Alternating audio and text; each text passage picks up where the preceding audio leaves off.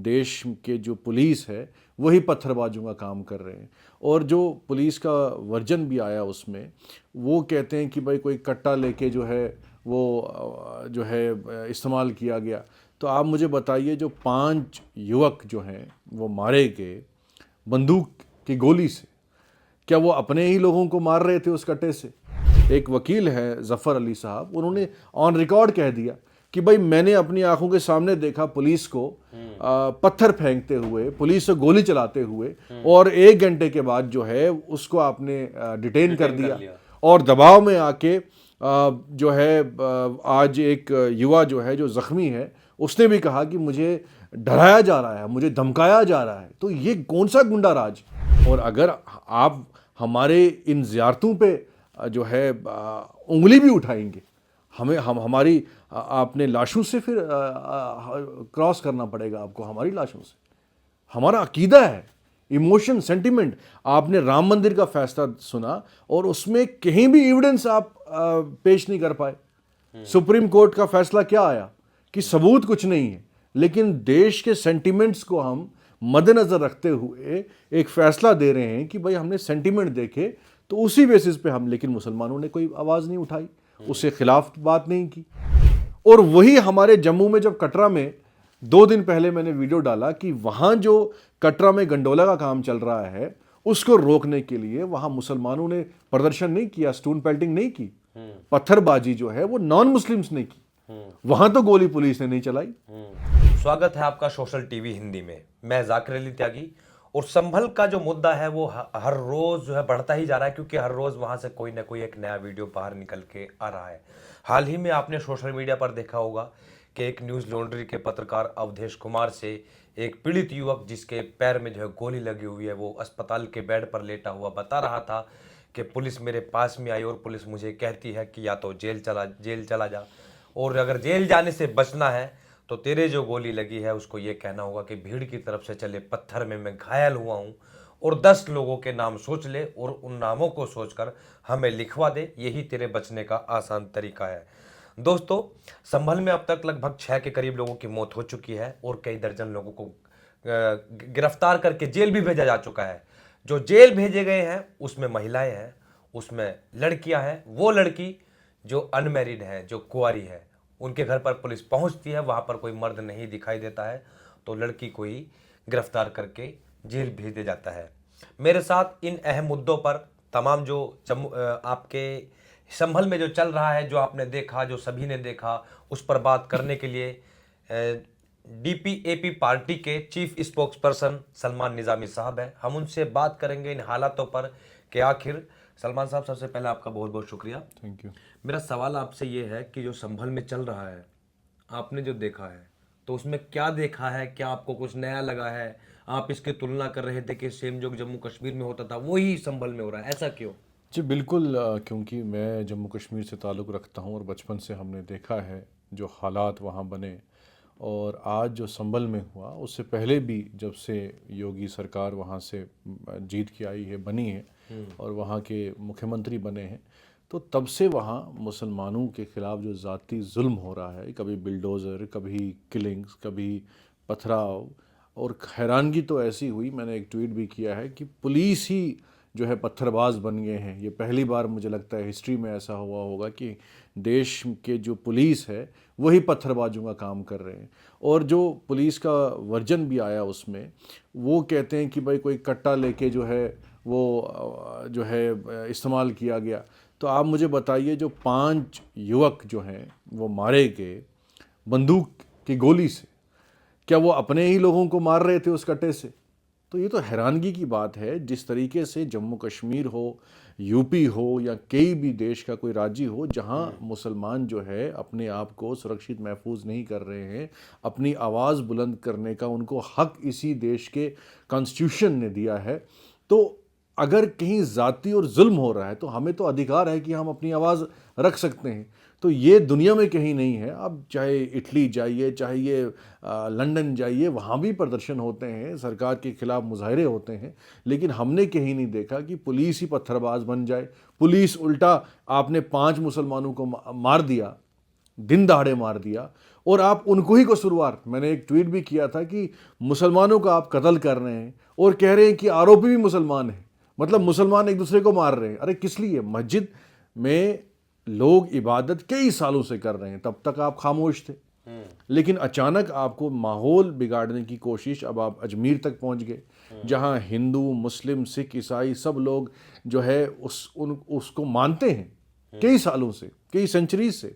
और एक एक्ट है, वो कहता है कि 1947 से पहले या उसके बाद जो भी, जहां कोई भी धार्मिक चाहे मस्जिद हो चाहे श्राइन हो, उसको छेड़ा नहीं जा सकता। तो आप अपने ही कानून का जो है धजिया उड़ा रहे हैं, उसको मान नहीं रहे हैं। सुप्रीम कोर्ट का जो कल फैसला आया, ठीक है, आपने कहा कि आप संभल जो लोकल कोर्ट है आप उस पर इंटरफेयर नहीं करें, लेकिन फिर सुप्रीम कोर्ट कहता है कि भाई नहीं, आप हाई कोर्ट में जाइए। दैट मीन्स कि सुप्रीम कोर्ट भी उसको मान नहीं रहा है जो वो कानून कहता है। प्लेस ऑफ वर्शिप, बिल्कुल प्लेस ऑफ वर्शिप है, उसको छेड़खानी नहीं होनी चाहिए। कोर्ट भी नहीं मान रहा है उसको। तो इसलिए जो पुलिस प्रशासन है, एक वकील है ज़फ़र अली साहब, उन्होंने ऑन रिकॉर्ड कह दिया कि भाई मैंने अपनी आंखों के सामने देखा पुलिस को पत्थर फेंकते हुए, पुलिस से गोली चलाते हुए, और 1 घंटे के बाद जो है उसको आपने डिटेन कर दिया। और दबाव में आके जो है आज एक युवा जो है, जो ज़ख्मी है, उसने भी कहा कि मुझे डराया जा रहा है, मुझे धमकाया जा रहा है। तो ये कौन सा गुंडा राज? ये तो बिल्कुल आप मुसलमानों को दबाना चाहते हैं। उसे ना सिर्फ डराया गया ना धमकाया गया, बल्कि उससे ये और कहा जा रहा है कि 10 और मुसलमानों के नाम दे दो हमको। बिल्कुल, ये तो हैरानगी की बात है कि एक बच्चा जिसको आपने गोली मारी, अल्लाह का रहम है कि वो बच गया, अब वो इलाज के लिए अस्पताल आया है, उसको आप डरा रहे हैं। पहले ही वो सहमा हुआ है, उसको आप डरा रहे हैं कि भाई तुमने बयान देना है कि 10 लोगों के नाम दे दे। अब वो मजदूर है।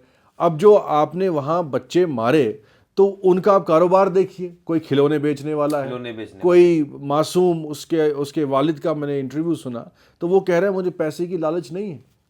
अगर मस्जिद है हमारा, मैं निज़ामी हूँ, मैं भी जो है हज़रत निज़ामुद्दीन औलिया हो चाहे अजमेर शरीफ हो, हमारा अकीदा है वहाँ।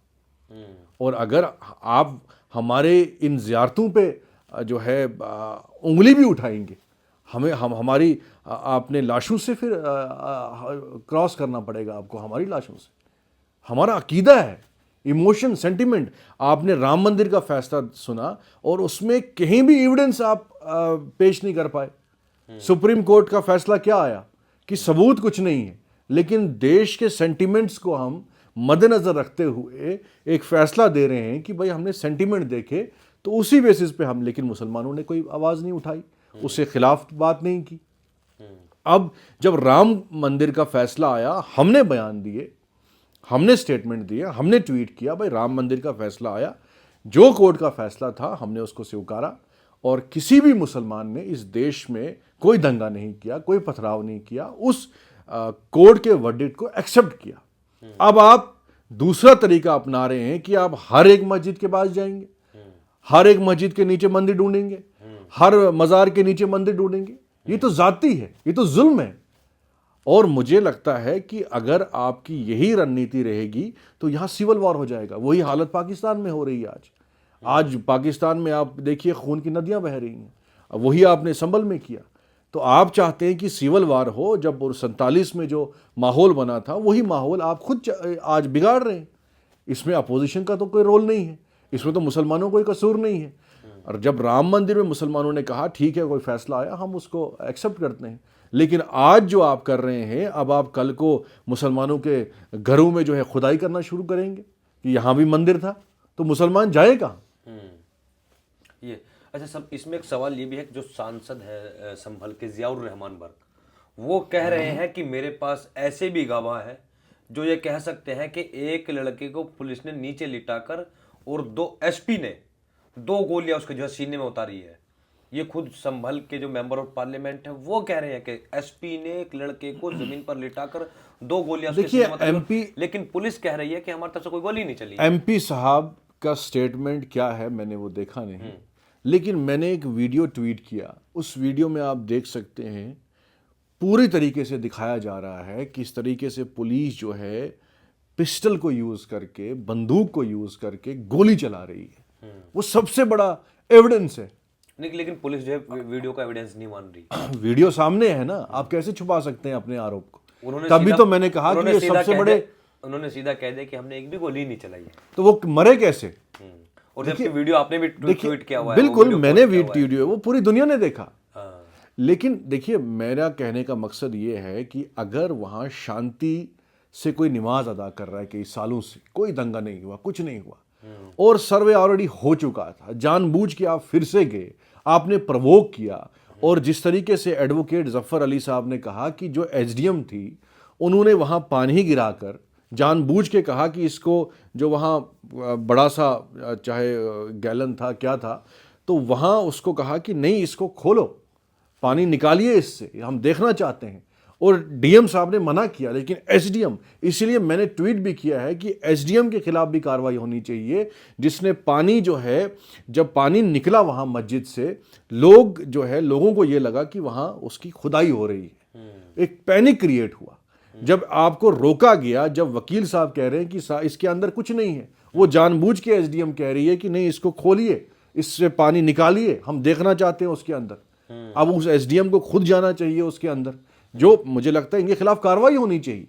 अभी तक इनके खिलाफ कार्रवाई क्यों नहीं होनी चाहिए? मैं अपने जो, अगर कश्मीर में ऐसा होता था, जब गुलाम नबी आज़ाद साहब चीफ मिनिस्टर थे, एक वाकया आपको बताऊंगा कि कुछ बेकसूर नौजवानों को आतंकवादी डिक्लेयर किया गया, उनको दफनाया गया और कहा गया ये आतंकवादी थे। जब आज़ाद साहब ने इंक्वायरी बिठाई तो वो आतंकवादी नहीं निकले, वो सब्जी बेचने वाले थे बटमालों के। और जब इंक्वायरी जो बैठी और क्लियर हुआ कि भाई आज भी वो पुलिस वाले जो हैं वो सलाखों के पीछे हैं, जेल में है, उसमें जेल में है। कश्मीर में भी ऐसा होता था। कश्मीर में बेकसूर किसी को भी उठा दिया। और आपने दविंदर सिंह का इंटरव्यू सुना होगा, जो पकड़ा गया था पुलवामा अटैक के बाद, डीएसपी।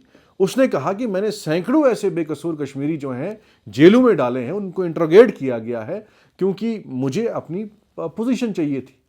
वो डीएसपी जो है एसपी बन गया।